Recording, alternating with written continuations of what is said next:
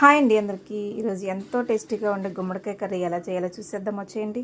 గుమ్మడికాయ అయితే ముందు కట్ చేసేసుకుని లోపల ఉన్న గింజలన్నీ తీసేసుకుని చిన్న ముక్కల కోసం పక్కన పెట్టుకోవాలి. ఇప్పుడు స్టవ్ మీద బాండి పెట్టి ఆయిల్ కొద్దిగా వేసుకుని అందులో తాలింపులో కొద్దిగా జీలకర్ర, కొద్దిగా ఎండుమిర్చి, కొద్దిగా కరివేపాకు కూడా వేసి వేయించుకోవాలి. ఈ కర్రీ కొంచెం ఆయిల్ ఎక్కువగానే పడుతుంది. వాటర్ వేయం కాబట్టి నూనెలోనే మగ్గాలి కాబట్టి ఆయిల్ వేసుకోవాలి. ఇప్పుడు 10 సైజు ఉల్లిపాయ ఒకటి తీసుకుని చిన్న చిన్న ముక్కలు కట్ చేసుకుని ఒక 5-6 పచ్చిమిర్చి కూడా తీసుకుని కట్ చేసుకుని అందులో వేసి వేయించుకోవాలి. ఈ ఉల్లిపాయలు మగ్గడానికి కొద్దిగా సాల్ట్ కూడా వేసుకుంటే తొందరగా మగ్గుతుంది. ఇది కొద్దిగా మగ్గిన తర్వాత కొద్దిగా పసుపు కూడా వేసుకుని మొత్తం బాగా తిప్పుకోవాలన్నమాట ఉల్లిపాయలు మగ్గేంత వరకు. ఈ బాగా మగ్గిన తర్వాత ఉల్లిపాయలు కొంచెం కలర్ వచ్చిన తర్వాత అప్పుడు మనం ముందుగా కట్ చేసి పెట్టుకున్న గుమ్మడికాయ ముక్కలు అయితే ఇందులో వేసుకుని మగ్గ పెట్టుకోవాలి.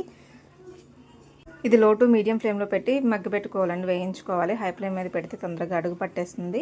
ఇలాగ జాగ్రత్తగా తిప్పుకుండా మగ్గ పెట్టుకోవాలి. ముక్కలు అయితే తొందరగా విడిపోవు గుమ్మడికాయ ముక్కలు. ఇలా గుమ్మడికాయ ముక్కలు ఉల్లిపాయలు కలిపి సగం మగ్గిన తర్వాత ఇందులో 2 స్పూన్ల బెల్లం పొడి వేసుకోవాలి. బెల్లం వేసుకుని బాగా మగ్గిన తర్వాత అప్పుడు కొద్దిగా 1 టీ స్పూన్ కారం వేసుకుంటే సరిపోతుంది. బెల్లం మీ రుచికి తగ్గట్టుగా వేసుకోండి. ఆల్రెడీ గుమ్మడికాయ కొంచెం తీగానే ఉంటుంది కాబట్టి బెల్లం కూడా వేసిన తర్వాత మరి లో టు మీడియం ఫ్లేమ్లో పెట్టి జాగ్రత్తగా మగ్గించుకోవాలి. సగం మగ్గిన తర్వాత బెల్లం వేసాం కాబట్టి బెల్లం కూడా వేసిన తర్వాత మగ్గిన తర్వాత ఒకసారి ముక్క ఉడికిందా లేదనే చూసుకోవాలి. మనం కట్ చేస్తే ముక్క ఆఫ్ అవుతుంది.